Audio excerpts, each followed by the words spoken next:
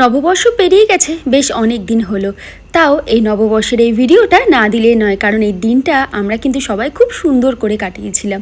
আর যেহেতু এখন বাবা অসুস্থ, তাই ঘরের সব বাজার কিন্তু মাই করে।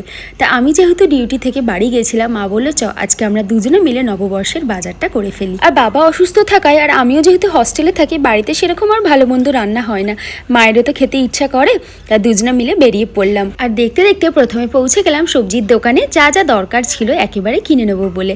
আর তারপরে বাজারে এত সুন্দর টাটকা চিংড়ি মাছ দেখে লোভ লাগছিল, তো কিছুটা চিংড়ি মাছও নিয়ে নিলাম। আর হস্টেলে যখন থাকি বেশিরভাগ দিন তো আমার ডিম আর ভাত খেয়েই কাটে, তোমরা ভালো করেই জানো।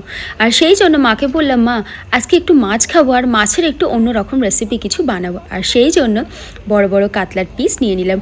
আর ব্রেকফাস্টের জন্য আলাদা করে বাড়ি গিয়ে রান্না করব না বলে এই দোকান থেকে গরম গরম কচুরি নিয়ে নিলাম। এই দোকানের কচুরিটা কিন্তু খুব ভালো করে। তারপরে হঠাৎ করে মা বলল, বাবা তুই চিকেনটা কেন, আমি আসছি। কি হলো দেখি মা নিয়ে এসছে যে এত সুন্দর একটা গোলাপের চারা।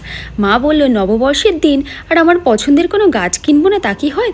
মায়ের গাছের খুব শখ, মায়ের ছাদ বাগানটা তো তোমরা দেখেছোই, পরে একদিন এটার ভালো একটা ভিডিও দেব। যাই হোক, দুজনে মিলে ফিরে গেলাম বাড়ি। আর প্রথমে আমার ভাইয়ের পুজো করে আমি ব্রেকফাস্ট নিয়ে বসে পড়লাম গরম গরম কচুরি, সন্দেশ আর ঘুগনি নিয়ে।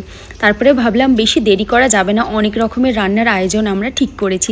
আর সেই জন্য এক এক করে রান্না শুরু করলাম। চিংড়ি মাছটা ম্যারিনেট করেছি, চিকেনটাকেও তার সাথে সাথে ম্যারিনেট করা শুরু করেছি। ওইদিকে ভাজা হচ্ছে গরম গরম পাবদা মাছ, একদিকে চিংড়ি মাছ ভাজা হচ্ছে। সে এক আলাদাই আয়োজন, কোনটা ছেড়ে কোনটা খাবো।